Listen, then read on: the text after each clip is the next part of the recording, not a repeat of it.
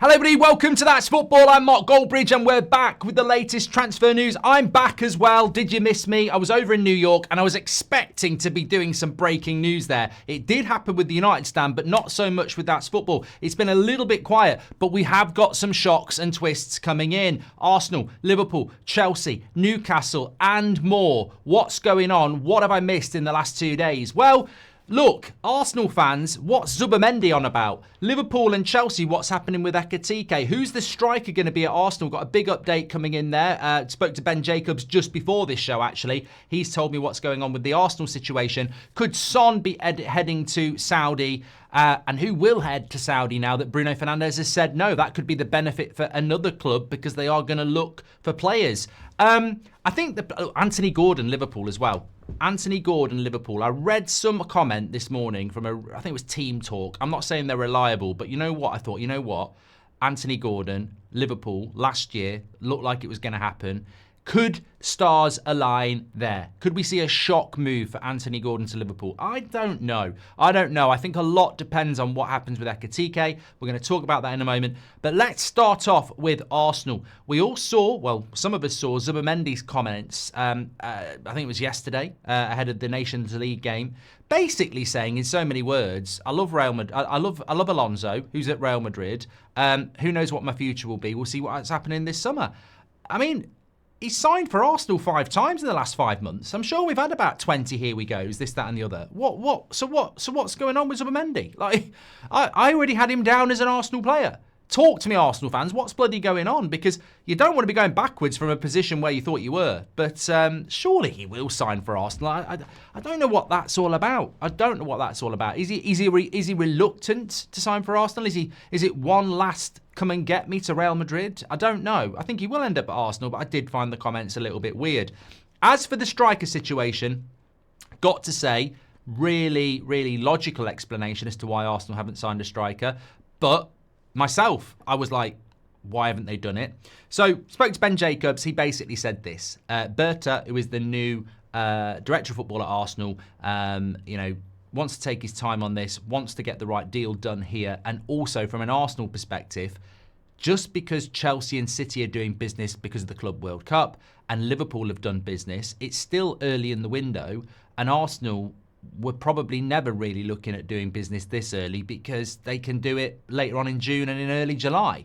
They know they need a striker and it's about getting the right player at the right price. So Gyokeres is going to cost about £62 million, 70 million euros. Leipzig want more than that for Sesko. So what Bert is doing with Arsenal, according to Ben Jacobs, is lining up the deals in the belief that he can get Sesko down to closer to what Gyokeres' price is. And it's not a case of prioritising one or the other. It's about lining both up and then doing the deal that's best for Arsenal. So Sesko, Gyokeres still looks like it's going to happen. And look, we may well have seen Man United beat Newcastle to Mbeumo and get Cunha, but I don't know that Man United are going to be able to take Sesko or Gyokeres from under the nose of Arsenal. And that's probably why in the striker market at the moment, everything's a little bit slow around Sesko and Gyokeres, because I think it's Arsenal are probably the priority to both of those players. And when Arsenal make that move, and I don't think they'd sign both, would they? But when they make that move, it will start the domino effect for everybody else. So slowly moving for Arsenal on the striker situation, but certainly no need to panic on that. Liverpool, Ekitike, Chelsea. There was some talk that Chelsea have basically got this deal done. This morning I was reading that Villa and Liverpool still very much in the race for Ekitike. I mean, the money is going to be big. It's got a Chelsea signing written all over it. Leonardo DiCaprio FC's, he's under 23. So Chelsea seem to be obsessed with buying players under 23, putting them on a long contract, and maybe it will work at some point in the future. Very, very good player, very exciting player, but you'd choose Liverpool over Chelsea every day of the week. So I don't know whether this is just Chelsea's aggression in the transfer market, which we've seen for 20 years now. It dates back to the days of Abramovich. But it looks like they're leading the race. And if they do get that done, then for Chelsea, that's two strikers in a key position. I still would say, look, observing Chelsea though, Delap and Ekitike is still risky because both are young. And I feel that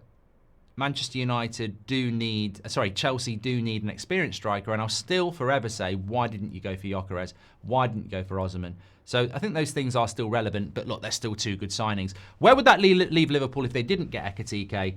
Well, there's still talk around Luis Diaz, and I just think that a little bit like Bruno Fernandes at Manchester United, I'm sure Liverpool fans, or some Liverpool fans, feel the same. Luis Diaz didn't light the world up massively last season, and some of the money that's being mentioned about him, would it not be almost a case of going, let's cash in now and go for something else? Now, the last thing in the world I would like to see is Antony Gordon playing in a Liverpool shirt. And I'm not saying Antony Gordon would be the player that Liverpool would go for, but if Luis Diaz does move on, it's very clear that Liverpool do want to go for players beyond Wirtz and Frimpong and Gyokeres and bring in another forward and probably a wide forward. You could imagine Antony Gordon in that Liverpool side being an absolute revelation.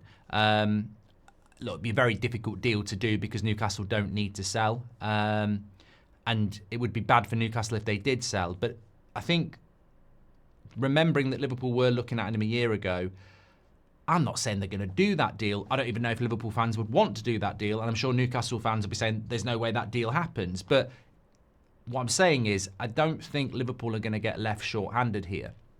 Beyond Wirtz, Gyokeres and Frimpong, I think they will make a move for somebody else.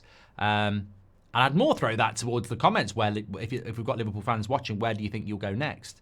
I think you should get Son on a one-year deal. I'm half joking. Although, talking about Spurs, as far as I'm aware, Ange still hasn't been sacked. And, you know, I think that this is... you sort of observe it as a United fan. Well, you don't even need to be a United fan. Exactly the same thing happened with United last year. Ten Hag won a cup. Half the fans wanted to keep him. Half the fans wanted to get rid of him. The club dithered. And it got to a point, I wanted Ten Hag to stay. I think he deserved the right to stay. And obviously it went wrong.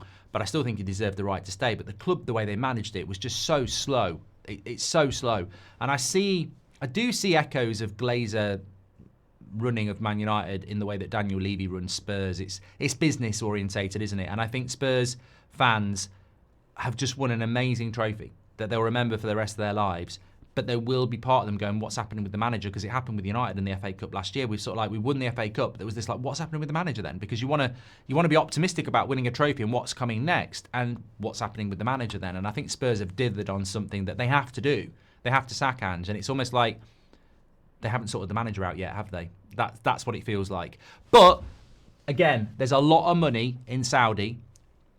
Bruno Fernandes didn't go. There's 100 million quid there for Al Hilal. And I think they're going to make moves. And whether that's going to benefit a Premier League club or not, Son would almost be perfect for the Saudi League. And Spurs could get some decent money there. Would you do that deal? I think Spurs need to build for something new. And Son won't be there for that much longer. Might be something worth doing there. But look, in general, I think that it's been an exciting start. And look, I know there's a couple of players for Man City I haven't mentioned. But I think the Man City thing is... All I'll say about Man City is I know they've brought a couple of players in. I know Cherki's coming in, Reinders from Milan, but if that's how you pronounce his name. But I'll be honest with you, it's not even the Man City thing being boring and uninteresting and Pep and this, that and the other. I feel with City, I can't even talk about Project City because I just don't know what's going on. Like, I was over in the States and we were talking about the Club World Cup. Not a massive interest in the Club World Cup, but some people were talking about it, and we got onto Man City, and it was just like, what are they doing with Man City? Like, again, it's a little bit like Spurs and Poch. Like, make the decision on City, and then as fans, we can adapt to that decision and say, oh, maybe City will be back next year. Like, are they guilty? Are they not guilty? It's all this carrying on as usual stuff. It's annoying. It's annoying, isn't it? It's like waiting, you know, you've gone to court, you're waiting for your sentence, you're waiting for the decision, and then you're carrying on as normal, and everyone's looking at you going, yeah, you could be going to prison, or you might be not guilty. Like, what's going on? And I just feel with Man City, it's very difficult to just talk about what business they're doing or be interested in them anyway. And it's certainly, I don't think this benefits Manchester City. You know, I really don't. And as I said before, if they get found not guilty, in a way, fair play. because they've exposed that the Premier League for the last decade have made people comply with rules that weren't real. So we just need to know what's happening there. Anyway, good to be back. Thanks, everybody. I was over in New York, if you didn't see over on the United Stand, or check out my at Goldbridge Mark Instagram stories. But good to be back, and hopefully also the internationals. There's been international games this week, so that will be a factor on why it slowed down a little bit as well. A lot of people still on international duty. And this early transfer window is really for teams that are in the Club World Cup, which is, again, why I think Arsenal are still taking their time.